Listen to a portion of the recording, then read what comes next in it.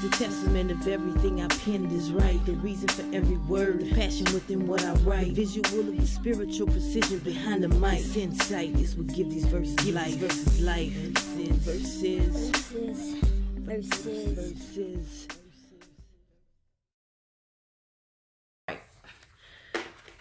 Spiritual. Verse 2. And it reads, "Here I am, says the being ready for life. Although they say the weaker vessel, she's some fierce in her strife." Of course, you've realized that I'm now speaking about a female. And that ideology that women are weaker or lesser than, which really irritates me, is brought out. But she's very fierce in her strife, meaning that she perseveres in the midst of some of the most stressful and chaotic situations. The lines continue. "Childbearer never knew the reason for pain, but repetitious generations never bothered to explain the learned behaviors, the visuals that were given, the questions that she may have had or may have assumed that should have been answered that were not. Meaning that she had to seek out the answers for herself.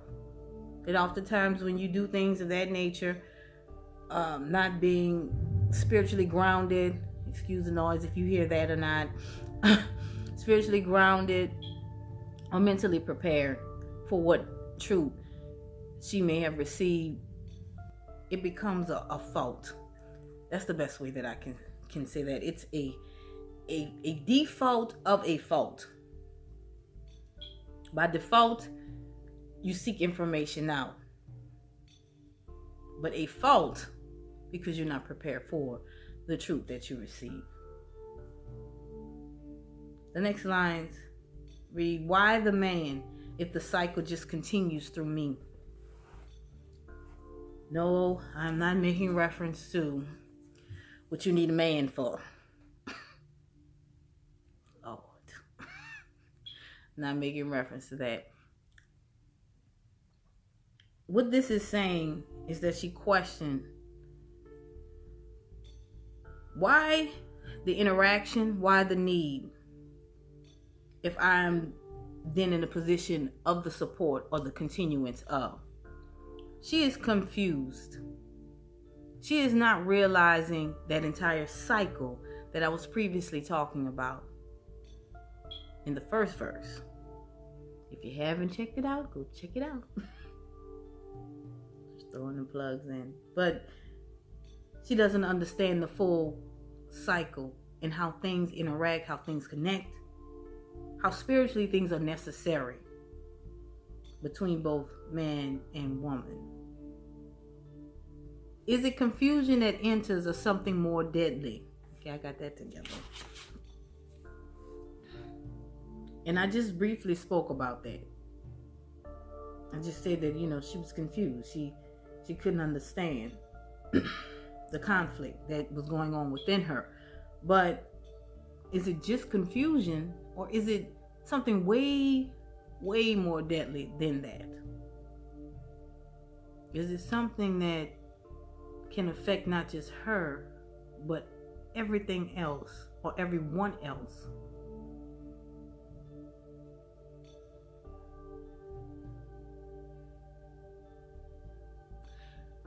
Topic for you to discuss with those who are closest to you.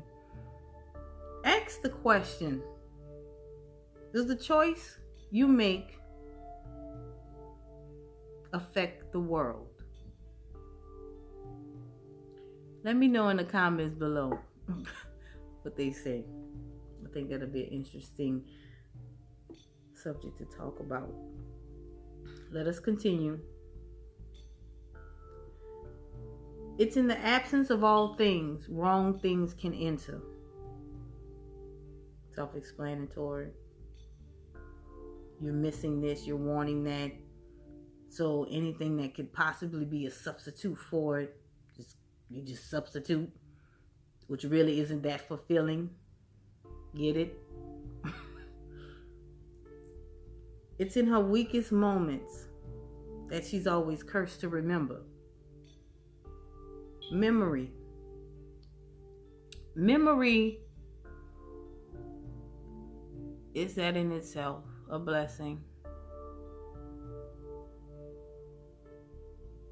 But how much do you really remember? If you check out the versus episodes that I've done on the song Even It Out, I talk about memory. Check that out. I will go more into depth, but it will take away from the topic that I'm trying to stay on. It's in her memory that creates the strongholds of pain. Of course, those memories are the things that she's holding on to. She's holding on to it. It is holding on to her. It is holding her. It is becoming a stronghold to her. A hold that then is painful because she cannot get out of it.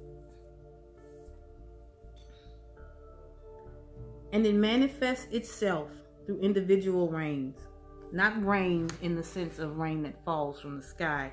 Rain in the sense of royalty and the time period that they reign over a certain people. And it manifests itself through individual rains. So these strongholds of pain have seasons. They have time periods. They have appointed counsel that allows them to operate within her life, to rule her life, to control her life, to hold her life, the stronghold of pain. It's in her day of atonement that she can see her place. Here I begin to redirect. As much as I could go on and on and on and on about what's wrong and it's just horrible and it could just be like, no, it's in her day of atonement. You know, it is time for her to realize, to shed, to be anew, you know, to take what pains that she has, because she still has them. Not past tense as of yet. She still has them. To take these pains and make them beneficial to her. And in the birth of knowledge, that she learns what cannot be erased. As she grew, as she knew, as she knows, it cannot be taken away from her. I learned the letter A comes before B. I will always know that the letter A comes before B. What she learns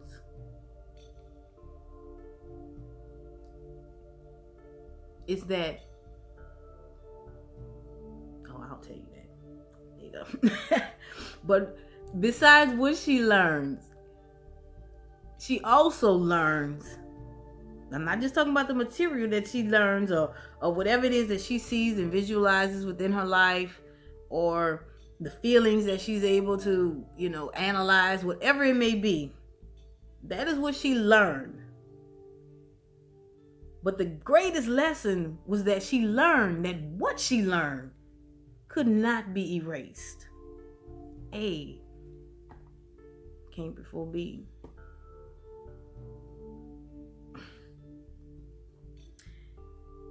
It's in the wake of understanding she sees what must be fulfilled. At this point, she is coming to a realization that there is something that I have to do. There's something that is needed for me. Not everyone else, me. And they call it selfish, but it starts with self.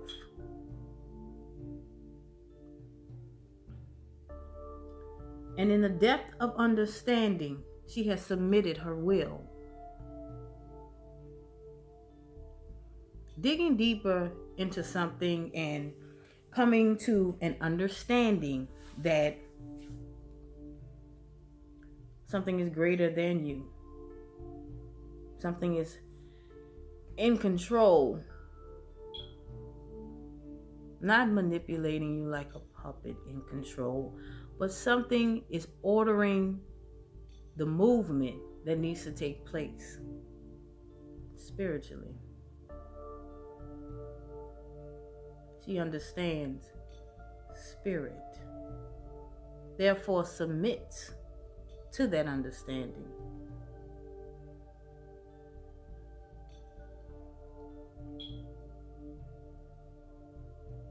And her will. Do you know how incredibly unique it is that human beings have willpower? We have the will. We have the actual will to deny a feeling, an emotion, to ignore a pain, a sensitivity. We still experience it, but we have the will. Even though it's yes, yes, yes, we have the will to be like, no.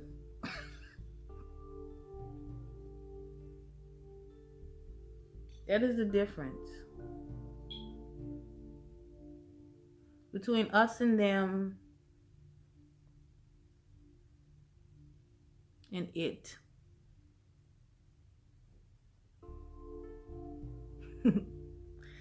I laugh at myself sometimes, not because I find it humorous, but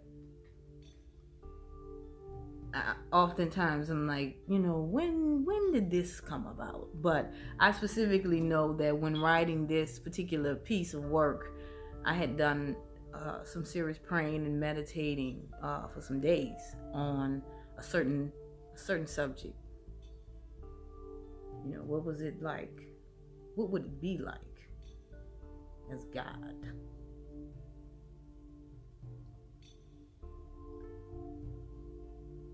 And in closing, for verse 2, the Garden of Eden wasn't about what she was forbidden to eat. It was about what she was forbidden to see. Spiritual. You know that story about Adam and Eve and the whole, tree of knowledge.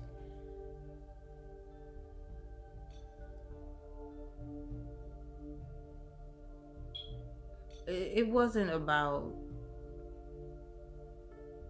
what they couldn't see,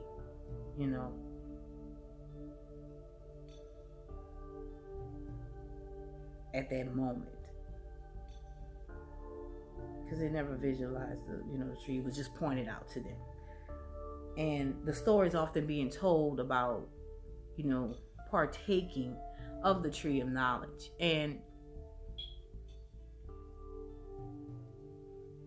they've come up with some good ones, an apple on the tree, and I've even had some people refer to the tree of knowledge as the marijuana plant. And they partook, like they never said eat, they said it was partake, which could mean anything, which words often do have various meanings, depending on the time period in which it was written, because only certain vocabulary was available and certain language was spoken in a certain area, but I'm not going to get into all of that. What I will say is that what I took from the story of Adam and Eve was that Eve, to me, seemed to be neglected by Adam. I didn't feel the connection that they had. In the absence of all things, wrong things can enter. So in the need, Eve simply just began to communicate, to connect, to socialize with others. Partaking in that knowledge, but then wanting to share it with him as well. He did, because the fierceness of the strife. And then all of a sudden they were able to know certain things that they were not supposed to know. And felt conviction and felt ashamed. Because that which was greater than them questioned what they had done. That's what I took from the story. I know I'll probably just get really just chewed. They coming for me. I know they coming for me. But hey, this is my truth. This is my perception. This is my understanding. This is my work that I have written, that I am taking the time to express and explain in detail for those who have an interest in knowing where, how, why. I wonder. So this is why. But I love it, and I will continue to love it. That's the end of the second verse. And that's the end of this episode of Verses. I appreciate you for hanging with me and watching all of this and my nonsense sometimes, but I'll be talking about some real stuff. Pay attention. Pay attention. If you would like to check out some of the other videos, please just, hey, like and subscribe and go through it, and you will see as I break down a list of songs. Spiritual is one that did touch me greatly, but it continues. There's a verse 3, so check that out in the next video. Thank you again for watching. I am G Oracle. This is Verses, and don't forget, mind changes life. Peace.